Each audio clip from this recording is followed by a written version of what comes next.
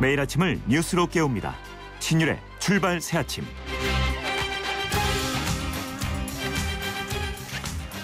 이산가족 문제는 우리 입장에서는 인권에 관한 문제지만 북한은 정치적 문제로 취급하고 있습니다. 북한이 이산가족 문제를 정치적인 문제로 취급하는 이유는 북한이 우리에게 들이댈 수 있는 카드가 몇 개 없는 상황에서 이산가족 문제가 좋은 카드로 여겨질 수 있다는 사실이고요. 또 이산가족 교류가 자신들의 입장에선 자본주의 바람이 불어올 수 있는 그런 계기이기 때문입니다. 그렇기 때문에 북한은 물질적 대가 없이 이산가족 교류를 하지 않았는데요. 이번에 물질적 대가 없이 이산가족 교류를 받아들였다는 사실 자체만으로도 이번 협상에서 북한이 완패했다는 것을 증명하는 것이라고 생각합니다. 물론 황병서 북한군 총정치국장이 이번 사태를 계기로 우리가 심각한 교훈을 얻었을 것이라고 말했습니다만 이는 자신의 생명을 유지하기 위한 고육지책일 뿐 북한이 이번 협상에서 완전히 열세였다는 사실은 부인할 수 없을 겁니다. 어쨌든 이번 협상에서 우리는 이겼지만 남북관계의 현주소를 잘 알 수 있는 계기가 또 이번 사태였다는 것도 사실입니다. 이번 사태를 계기로 우리가 가져야 할 진정한 교훈은 국민의 한결같은 지지만이 북한을 이길 수 있다는 겁니다. 신율의 출발 새아침 오늘 순서 시작합니다.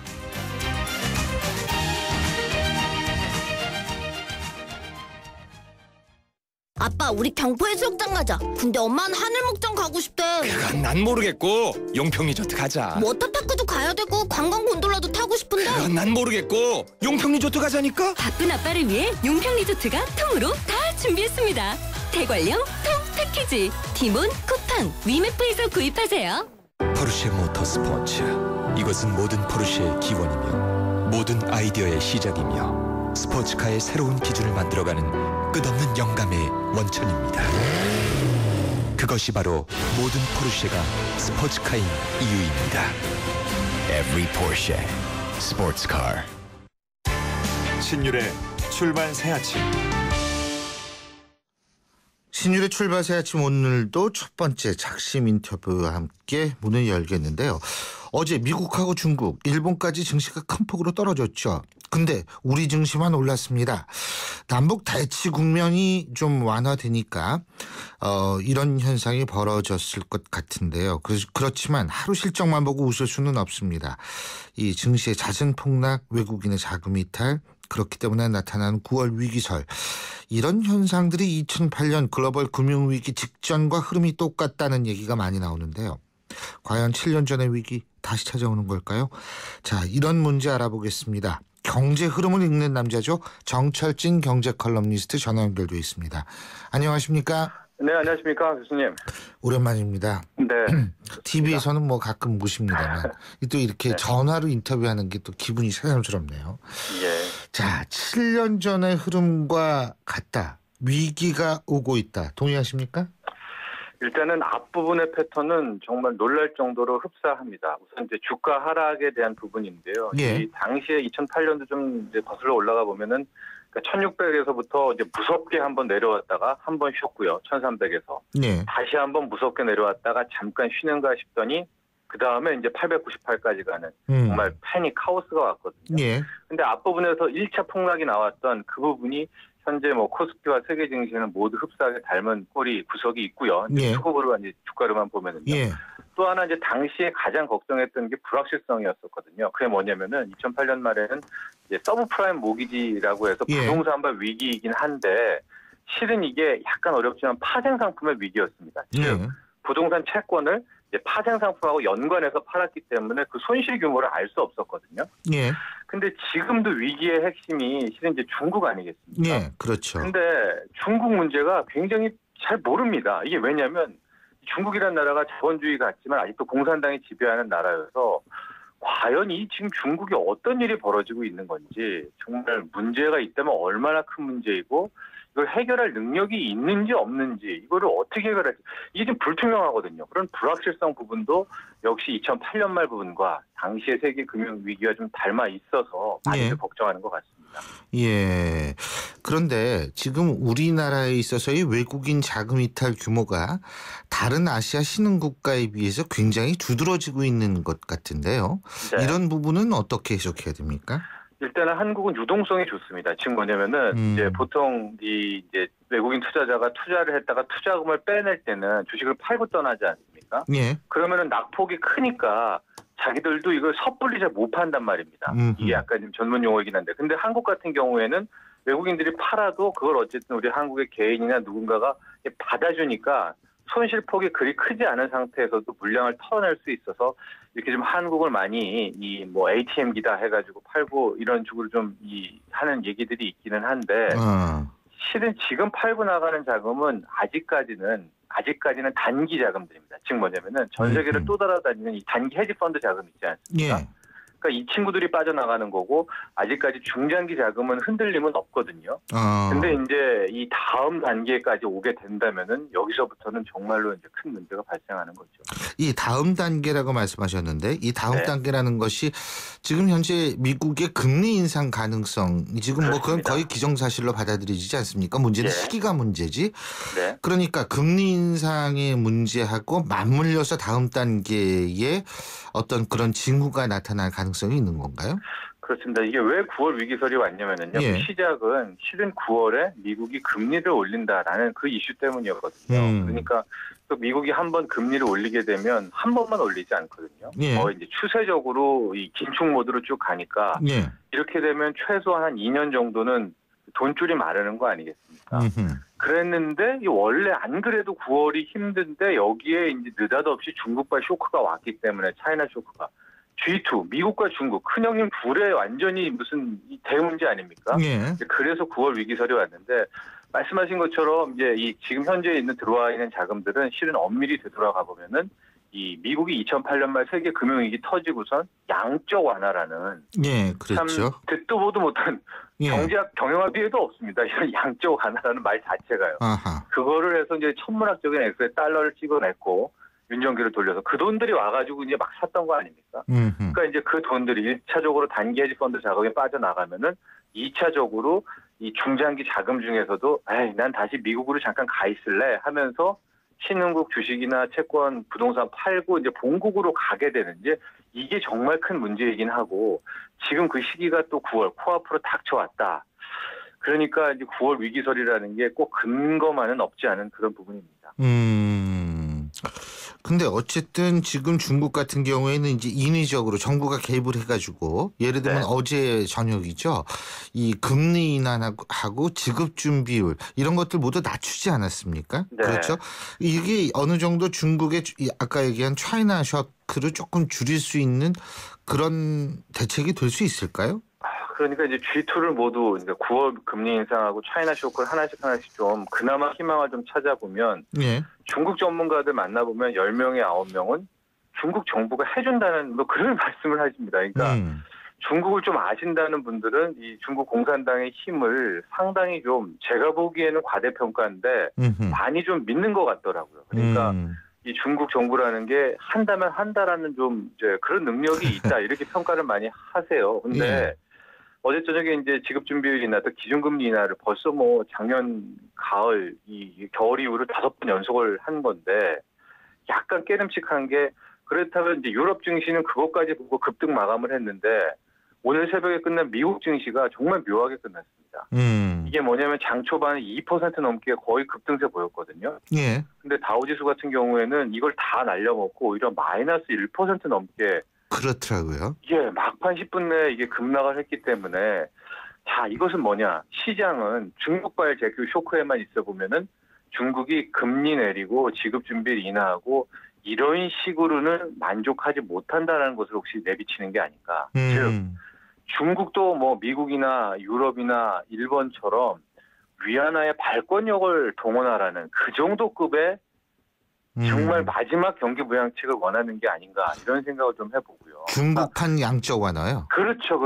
네, 그것까지 나와야 비로소 시장이 고개를 끄덕이지 않을까라는 생각을 조심스럽게 해보고 미국도 이제 그나마 이제 금리 인상한다고 하는 이 예측이 워낙 지금 세계가 시끌시끌하니까 당초에 한 70%를 한다라는 게 지금 20%까지 떨어졌는데 예. 지금 미국에서도 이 소위 말하는 세계 금융위기 또 다른 2차 위기로 안 가려면 아예 금리 인상을 뭐 12월로 연기한다거나 이런 코멘트가 아니라 내년 상반기랄지 아니면은 이 뭐 무기한 뭐 몇 가지 뭐 고용 뭐 이런 것들을 두고서는 연기한다랄지 이 정도 급으로 내놔야지 이제 수긍하지 않을까. 그러니까 이게 비관과 낙관이 공존하는 건데요. 아마도 제가 보기에는 이 정도 급으로 미국과 중국 모두가 이 소위 말하는 또 다른 몰핀을 줘야 추세를 반전시킬 수 있지 않을까 생각을 하는데 예. 실은 또 중기적으로는 그 몰핀들이 또 좋은 것일까 또 이런 물음이 남아 있기는 하죠.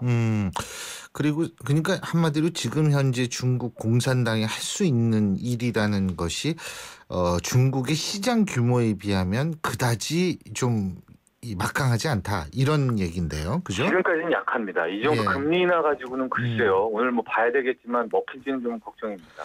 또 한 가지는 이제 그건 이제 외부적인 요인이고 우리 내부적인 요인을 이렇게 바라봤을 때에는 가계 부채가 또 늘었어요. 1,130조 원을 넘어섰는데, 그죠? 예. 석 달 새에 32조가 늘었다고 하는데, 매달 10조씩. 예. 그죠? 이거 그리고- 상당히 무서운 거 아닙니까? 그다음에 1년간에 95조거든요. 그러니까 1년간에 100조가 늘었습니다. 그러니까 이게 참 무섭죠. 이게 저도 이런 뭐 20년간 뭐 경제 예. 기자부터 처음 보는 건데요.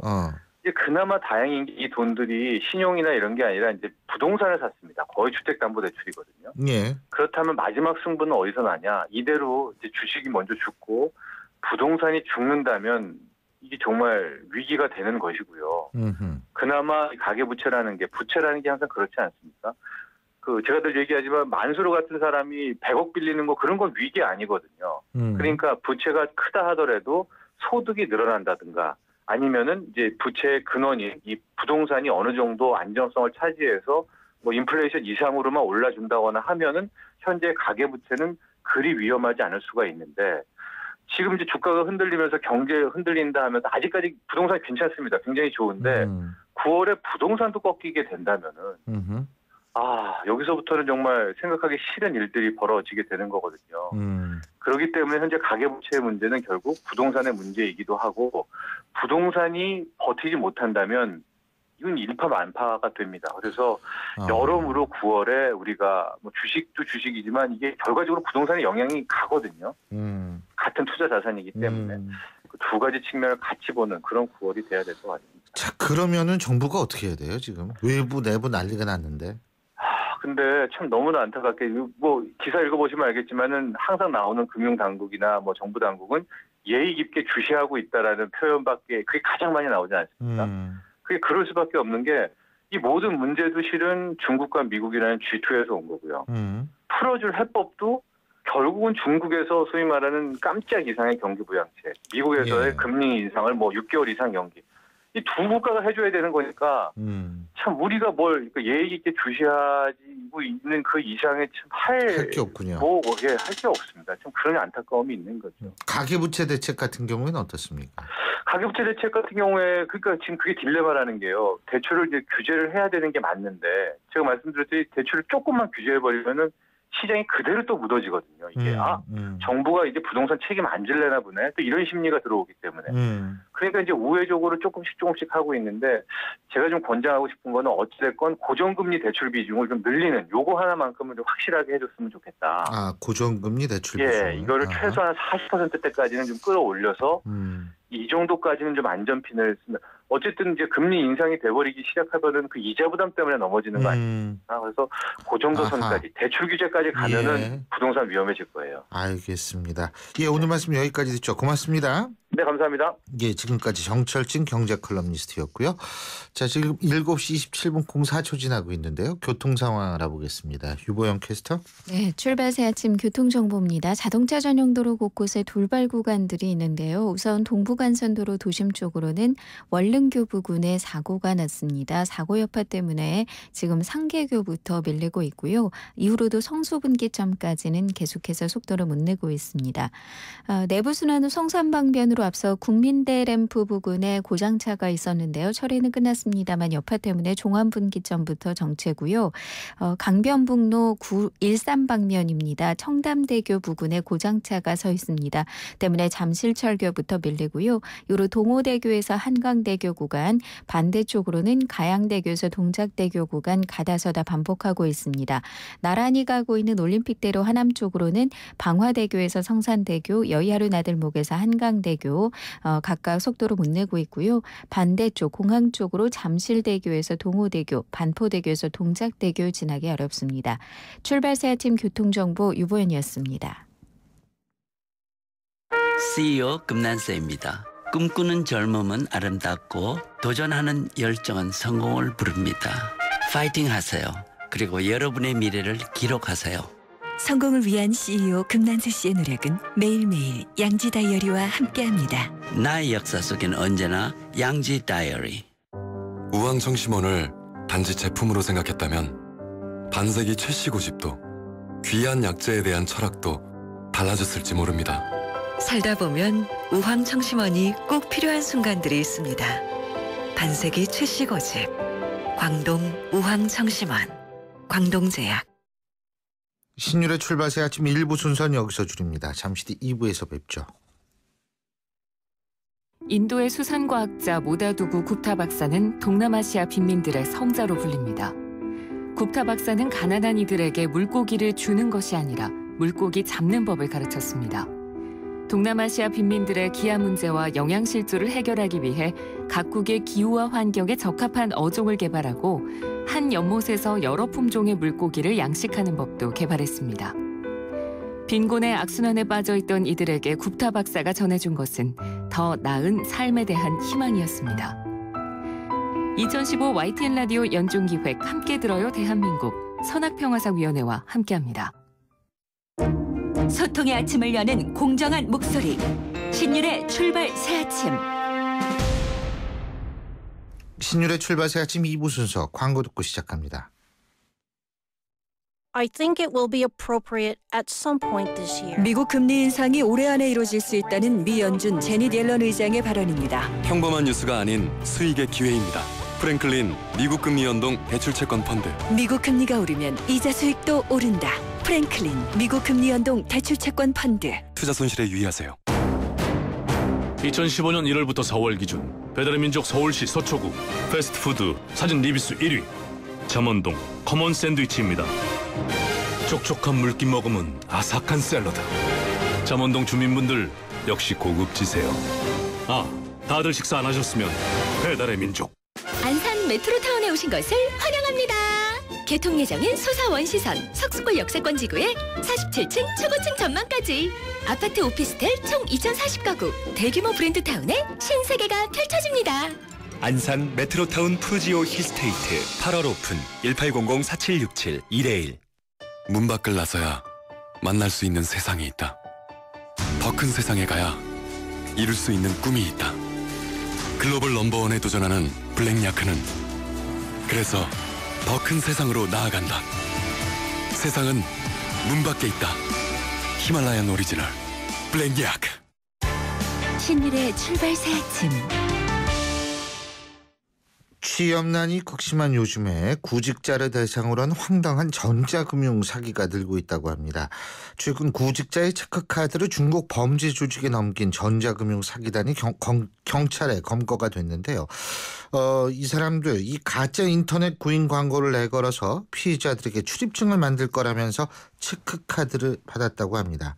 한마디로 우리 사회의 제일 약하고 아픈 부분을 건드려서 돈을 사기를 쳤다는 얘기인데, 이 사건을 수사한 경찰청 사이버안전국 IT금융범죄수사팀의 함영옥 경정 전화 연결합니다. 함경정님 안녕하세요. 네, 안녕하세요. 경찰청 예. 사이버안전국 함영옥 경정입니다. 예. 자, 구인 광고 내서 취직하려는 사람들 모아놓고 개인정보를 빼냈다. 예? 이거죠, 그러니까. 네, 그렇습니다. 좀 자세하게 말씀해 주시죠. 네, 그렇습니다. 국내 유명 인터넷 구직 사이트에 허위 구인 광고를 게재한 다음에 20대 젊은 구직자들의 금융정보를 빼낸 사건입니다. 금융정보. 예? 그러니까 금융정보라는 게 어떤 게 있죠? 금융정보는 그 카드라든지 비밀번호, 공인인증서, 보안카드 뭐 이런 등등의 금융정보로 볼 수 있겠습니다. 카드, 비밀번호, 공인인증서, 보안카드. 그렇습니다. 예? 그런데 어떻게 이걸 빼냈어요, 그러니까? 예, 이번 사건을 보면 지난해 2월부터 올해 5월까지 중국 산동성 청도 지역에 예. 임대 아파트를 빌려 대포 통장, 콜센터를 차려놓은 다음에 이 국내 취업 준비생들만을 대상으로 예. 금융 계좌를 이렇게 편취한 사건인데요. 예. 이들은 이 구직 사이트에서 허위 구인 광고를 게시한 다음에 이에 속은 피해자 백모 씨 등 221명으로부터 급여 통장, 출입카드 등 각종 명목으로 대포 계좌 221개를 만든 다음에 이를 다시 중국 전자금융 사기 조직에 넘겨서 파밍이라든지 스미싱, 보이스피싱 등의 범죄로 총 233건, 피해액 25억 원 상당의 금원을 편취한 그런 사건입니다. 근데 급여 통장 만든다고 했을 때 물론 예. 여기에는 도장 뭐 사인이나 도장도 필요할 거고 예? 뭐 이런 게 다 필요하겠지만 예. 아니 통장 만들 때 무슨 비밀번호 같은 것들을 물어봅니까? 그러니까 그 부분은 앞으로 그 개인적으로 피해자들이 이제 다시 그런 부분 속지 말아야 되는데요. 예. 이런 그 인터넷 구직 사이트에서 이런 명목으로 급여 통장이나 출입 카드 등을 만든다는 것은 100% 사기 범죄라고 생각하시면 됩니다. 그래가지고 절대 이제 예를 응하지 들면 않으셔야 됩니다. 통장 만드는데 통장 만드는 게 비밀번호 뭘로 할까요? 뭐 이런 식으로 물어보는 모양이죠, 그러니까 예? 그 안에 이제 출입 카드, 보안 카드를 만든다고 해서 예. 비밀번호, 보안 네 자리를 적으라고 합니다. 아. 예, 그러면 보통 일반인이 계좌 계좌 비밀번호 같은 것들을 적는다 일치시키는 이거죠. 부분이 있기 때문에 그런 점을 노린 겁니다. 참. 그래서 이거 저 중국으로 가서 넘겨가지고 뭘 어떻게 하겠다는 거예요, 이 사람들? 그건 이제 넘겨서 받게 되면 예. 중국에 있는 또 전자금융 사기 조직이 있습니다. 그게 이제 뭐 파밍, 피싱 이런 거 하는 금융 또 이 전화 이 금융 사기 같은 거 하는 사람들이죠. 네네. 그 정보로 다시 재가공을 해서 2차 피해를 야기시키는 거죠. 아, 참. 이게 그러니까 이게 결국 이 사람들이 더 질이 안 좋은 게 예? 청년 실업이 높다라는 어떤 그런 사실, 그 젊은 사람들이 이용해 먹는 거 아닙니까, 사실? 그렇습니다. 예? 예. 이런 참. 그래, 범인은 다 잡았습니까? 네, 범인은 총 7명이 검거되었습니다. 7명이요? 예. 예. 중국 현지에서 대포 통장 콜센터를 관리하는 관리책, 모집하는 관리책, 그다음에 이제 국내에서 전달하는 전달책, 인출 및 회해 송금책 등에서 7명이 검거되었습니다. 예. 근데 이게 조직의 전부예요, 이 사람들? 아닙니다. 이번에 검거한 조직은 예. 중국 현지에서 이제 그 콜센터를 설치한 다음에 약 1년 6개월 동안 이 대폭 계좌를 모집하는 역할을 담당한 그 팀이고요. 예. 이들은 다시 중국 현지 전자금융 사기 조직과 연계되어 있습니다. 아, 중국 현지 예. 조직하고 연계가 돼 있다. 현재 그 중국 그 총책은 국제공조 수사 등을 통해서 추적 중에 있습니다. 중국 총책, 그러니까 중국 현지 조직은 숫자가 또 엄청 많겠네요, 그죠? 그렇습니다. 정확하게 파악은 안 되지만 우리 경찰 수사가 그 사법권이 미치지 않는 예. 중국이라는 점을 이용해가지고 국내인을 상대로 이렇게 사기를 치는 겁니다. 자, 이게 궁금한 게 또 있는 게 말이에요. 지금 이 구인을 한다. 그래가지고 여기서 이제 그 소위 말해서 취직하려고 모인 젊은이들이 어쨌든 대포 통장을 만들어주는 셈이 되지 않았습니까? 그런데 법적으로 대포 통장을 만들어줬을 경우엔 처벌받죠. 네, 그렇습니다. 그럼 이 피해자들은 어떻게 되는 겁니까? 네, 원칙은 전자금융거래법상 통장을 대여하거나 양도하면 3년 이하 징역이나 2천만 원 이하 벌금으로 처벌받을 수 있습니다. 예. 다만 이번의 경우에는 피해자들이 출입카드 설정이 끝나면 되돌려받는 것으로 알고 속아서 체크카드를 넘겼기 때문에 취업준비생 피해자들 대부분은 불기소 처분되었습니다. 그렇군요. 근데요, 이렇게 젊은 층을 대상으로 한 전자금융 사기가 맞나요? 네, 그 2015년 금융감독원 통계에 따르면 예. 대포통장 모집으로 접수된 1,070건 중에 649건, 약 60%가 인터넷 구직 사이트에서 예. 이 취업 광고를 빙자한 통장 편취 사건에 당한 것입니다. 그렇군요. 네, 상당히 많은 부분을 20대의 젊은 친구들이 좀 이렇게 좀 노출됐다 이렇게 볼 수가 있겠습니다. 노출돼 있다. 이게 예. 결국은 그만큼 절박하게 직업을 찾는다 이런 얘기가 될 수도 있는데요. 그죠? 네, 그렇습니다. 예, 조금 구체적으로 다양한 케이스를 소개해 주실 수는 있습니까? 우리 젊은이들이 좀 조심하도록. 네. 저희 경찰청 사이버 안전국에서 예. 발표한 그 통계를 보면 예. 청년들의 취업난이 조금 어렵지 않나라는 생각을 하게 됩니다. 예. 예를 들면 지난해 인터넷 사기 집중 단속을 벌인 결과 검거한 피의자 5,400명 가운데 대다수인 한 82% 정도가 10대에서 20대로 나타났거든요. 또한 그 인터넷 사기 피해 사이트 더치트라는 데가 있습니다. 예. 여기에서 피해자를 연령별로 이렇게 분석을 해보니까 약 70% 이상이 20, 30대였습니다. 이 통계만 봐도 예. 이 피해자나 피의자 대부분이 취업난의 어려움을 겪고 있는 20대 이렇게 청년들 것으로 생각이 됩니다. 그러면은 이 어떤 구직을 하겠다 뭐 이런 광고가 나오거나 사이트에 접속을 했을 때 예. 이거 조금 좀 냄새 난다 말이에요. 이거 의심이 간다. 이런 것들을 좀 정확하게 하기 위해서 무슨 방법이 있을까요? 사기꾼인지 아닌지 구분을 해야 될 거 아닙니까? 그렇습니다. 이제 그 사이트 운영자 측에서 이 부분에 대해서 대처를 좀 마련을 해야 되는데요. 저희가 이번 사건을 통해 가지고 두 가지 문제점을 발견했습니다. 예. 그래서 이에 대한 대책을 지금 그 관계기관에 통보를 한 상태고요. 첫 번째는 그 일부 구직 사이트에서 기업 회원 가입 시에 사업자 등록증을 확인하지 않는 점이 있습니다. 이 부분 반드시 확인이 필요하고요. 아하. 예. 또 사업자 등록명과 사업자 등록 번호가 예. 일치하지 않아도 회원 가입이 가능합니다. 이런 문제점들만 보완하면 좀 대책이 마련이 될 수 있을 것 같고요. 예. 두 번째는 이 사이트 운영자는 예. 책임감을 느끼시고 예. 사이트에 대한 적극적인 그 모니터링으로 허위 구인업체가 발생하지 않도록 24시간 좀 예. 감시를 좀 강화해야 된다는 겁니다. 아니 근데 그 아까 그 사업자 등록번호 이거 기입해야 되는데 이건 동의하는데 예. 아니 24시간 터링한다고 이 사람들이 사기꾼인지 아닌지 어떻게 알아요? 그 사이트 근데 이제 보면 예. 모니터링을 실시하면 이번 사건에서도 보면 사이트 방문자였던 그 조회 건수가 아닌 이 허위로 구인업체를 낸 기업에서 예. 유료 광고 비용만 지불하면 이 사이트 상단으로 배치가 다시 됩니다. 이런 점을 범죄에 악용한 거죠. 그러니까 유령업체인데 이 유령업체가 정상적인 업체인 것처럼 계속 그 광고 비용만 지불하면 아래에 있는 부분이 상단으로 배치되면서 이게 이제 범죄에 악용된 그런 사례였습니다.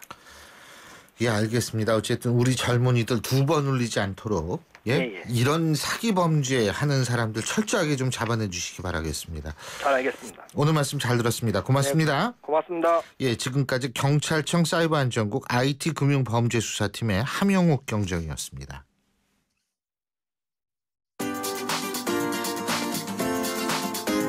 YTN 뉴스 FM 신율의 출발 새 아침 댓글로 보는 뉴스.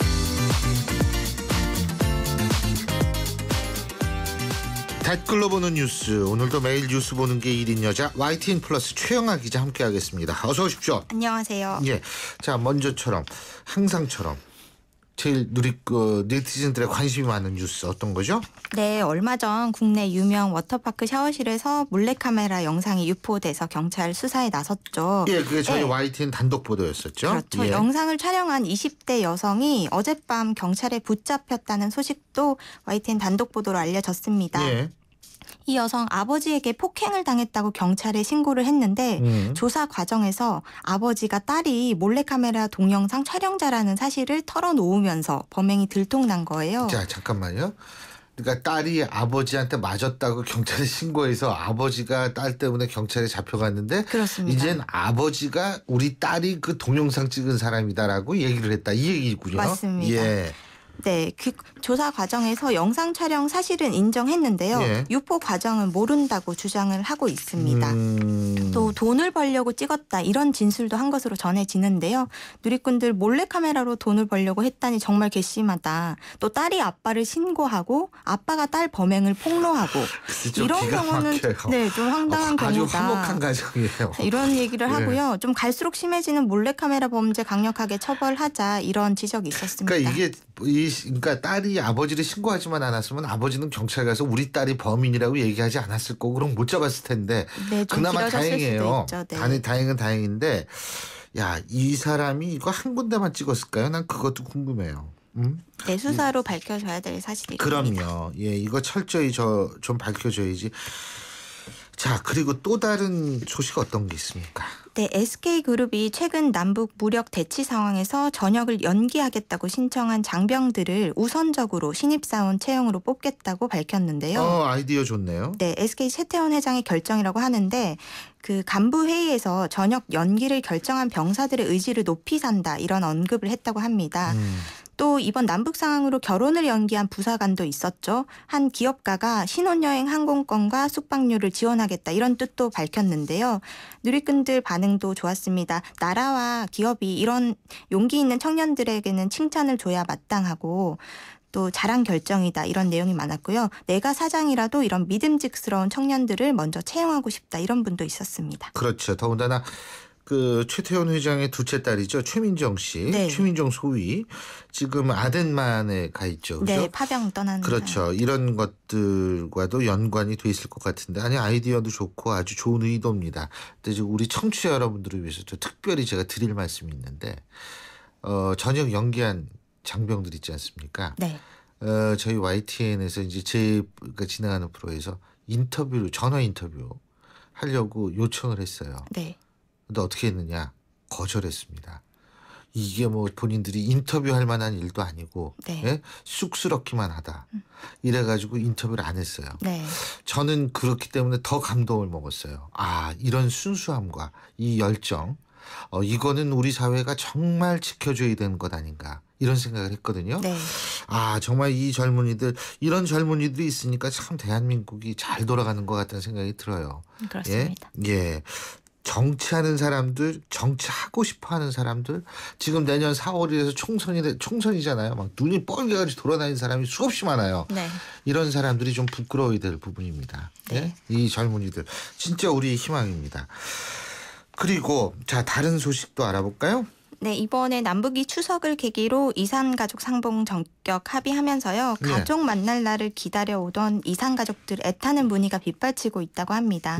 죽기 전에 헤어진 가족을 한 번이라도 만나고 싶은 이산가족들의 간절한 마음이 전해지는 것 같은데요. 현재 상봉을 희망한 이산가족 12만 9천여 명 가운데 생존자가 절반에 불과하고 그 생존자들 분들도 절반이 80대가 넘는 고령인데요. 이 소식에 대해서도 이산가족 문제는 정치적으로 이용해서는 안 될 것이고 손꼽아 기다려온 가족들을 생사라도 확인할 수 있길 바란다. 만나고 싶은 사람을 만나지 못하는 것만큼 슬픈 일이 있을까 이런 반응이 많았습니다. 그렇습니다. 제가 오늘 아침에 이렇게 방송국 오면서 갑자기 그런 생각을 했어요. 제가 이산가족에 관한 논문을 처음 썼던 때가 언제냐면 97년도였었어요. 그러니까 그건 20년 전이라는 얘기인데요. 그죠? 네. 20년 전에 썼는데 지금도 사실 뭐 별 진전이 없잖아요. 그러면 20년 전에 이산가족 상봉하고 만나려고 했던 분들이 그때 60이셨다면 지금 80이 넘으신 분들이고 그때 70이라면 지금 90이 넘으셨는데 그 사이에 이 문제는 전혀 해결이 거의 안 됐어요. 참 그래가지고 그걸 보면서 갑자기 그런 생각을 제가 잠깐 들었는데 제가 오늘 방송 서두에도 말씀드렸지만 이산가족 문제 북한은 정치적인 문제로 생각을 하거든요. 우리는 인권 문제인데 이렇게 시각이 다르기 때문에 이 문제가 안 풀리는 겁니다. 참 진짜 좀 착잡해요. 그리고 더군다나 지금 만난다 그러면 추석 때 만난다 그러면 추석 때 못 만납니다. 시간이 부족해서. 10월 중순 정도가만 될 텐데 또 북한이 무슨 뭐 통신이 안 좋아서 못 찾겠다는 등 좀 돈을 좀 대달라는 등 그 친구들이 항상 그러거든요. 어떻게 나올지는 두고 봐야겠습니다. 자, 다음 뉴스 얘기해 볼까요? 네, 500만 원이 든 지갑을 주인에게 찾아준 여고생들이 화제가 됐습니다. 현금 500만 원이 든 지갑을 길을 가다 주운 건데요. 충북 청주 오창고 3학년 학생 이지은 정혜수 양입니다. 네. 현금과 수표가 가득 들어있는 것을 확인하고 바로 인근 지구대를 찾았는데요. 지갑을 찾은 주인은 전 재산이나 다름없는 돈이었다면서 학생들과 경찰에게 고마움을 전했습니다. 이 내용에 대해서는 착한 학생들을 보니 마음이 정말 따뜻해진다. 당연한 것 같지만 나라면 어떻게 했을까 생각을 다시 해보게 되네요. 이 여고생들 돈보다 더 큰 가치를 찾은 것 같습니다. 라며 여고생들 선행을 칭찬했습니다. 야, 진짜 아주 학생다운 일을 했어요. 예, 이게 쉬운 결정이 아닙니다. 최 기자 같으면 어떻겠어요? 그거 쉬운 거 아니에요. 그렇습니다. 예, 네. 사람이 순식간에 이걸 딱 보는 순간 이거 어떡하지? 그 누구든 다 그런 생각 한 번쯤 해요. 네. 그렇지만 주인은 찾아줘야죠. 물론 그렇죠. 네. 제가 찾지 말자는 얘기 아니었어요. 네. 자, 또 다른 뉴스 한번 얘기해 볼까요? 네, 중국인들도 몰리는 면허시험이라는 기사인데요. 지난 2011년에 시민들의 부담을 줄인다는 이유로 면허시험이 대폭 간소화가 됐는데 면허 따기가 워낙 쉬워지자 중국에서 원정을 올 정도라고 합니다. 기능시험은 직선주로를 주행하는 게 장례시험의 전부인데요. 예. 이수해야 할 교육 시간도 대폭 줄면서 안전에 대한 우려도 제기되고 있는 상황입니다. 실제 도로에서는 돌발 상황들이 정말 많은데 사고가 많아지는 게 아닌가 이런 걱정도 있었고요. 사고는 나만 조심한다고 나는 게 아니더라. 운전하기 무서워진다. 운전면허는 생명과 직결되는 것이기 때문에 더 철저해야 될 것. 이러는 지적이 있었습니다. 예, 정부의 해안이 돋보이는 대목이에요. 그러니까 이제는 면허 관광도 이제 중국인들을 대상으로 모집을 하겠다는 그런 의도가 아닌가 이런 생각이 드는데. 네, 뭐 중국에서는 이렇게 되면 인정하지 않겠다 뭐 이런 얘기도 하고 있다고 우리 합니다. 꼬마도 얼마 전에 면허 시험에 붙었어요. 네. 근데 전 깜짝 놀랐어요. 아니 이렇게 빨리 따나? 이런 생각이 들었어요. 네. 뭐 그러면서 정부에서 통계 내기를 뭐 이렇게 했다고 해서 사고가 더 나는 것이 아니다라고 얘기를 하는데 통계에 오류가 있을 수 있습니다. 오류라는 건 통계에 착시 현상이 있을 수 있거든요. 네. 그거 잘 들여다보고 과연 이런 식으로 제도 계속 운영해도 되는지 좀 생각을 해봐야 될 것 같네요. 오늘 소식 여기까지 듣죠. 고맙습니다. 고맙습니다. 댓글로 보는 뉴스 YTN 플러스 최영하 기자와 함께했습니다.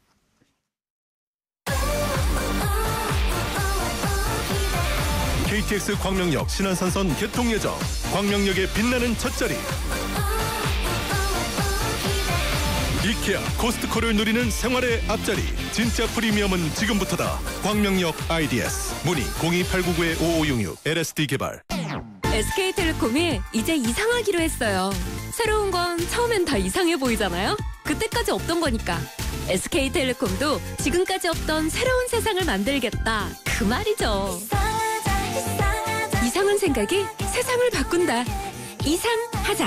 SK텔레콤. MBC 건축박람회. 동아전람이 주관하는 MBC 건축박람회가 8월 27일부터 30일까지 일산 킨텍스에서 개최됩니다. 건축자재, 인테리어, 냉난방, 건축설비, 전원주택 등이 전시되는 MBC 건축박람회에 많은 관람 바랍니다. 동아전람. 고덕 산업단지와 개통 예정인 KTX 지제역의 비전은 함께 누리고 새롭게 들어설 대형 복합 쇼핑몰을 앞에서 즐기는 이 편한 세상이 찾아옵니다. 미래가 빛나는 평택, 그 위에 빛나는 생활까지 이 편한 세상 평택 용이 9월 오픈 예정 1544-3033 대림. 2개의 얼굴, 5개의 심장, 새로운 혁신의 모습으로 K5가 돌아왔다. 지금껏 경험하지 못한 선택의 자유로 당신만의 드라이빙을 즐겨라. 넥스트 이노베이션 K5 탄생. 기아자동차. 신율의 출발새 아침 2부 순서는 여기서 줄이고요. 전 8시 10분 3부에서 찾아뵙겠습니다.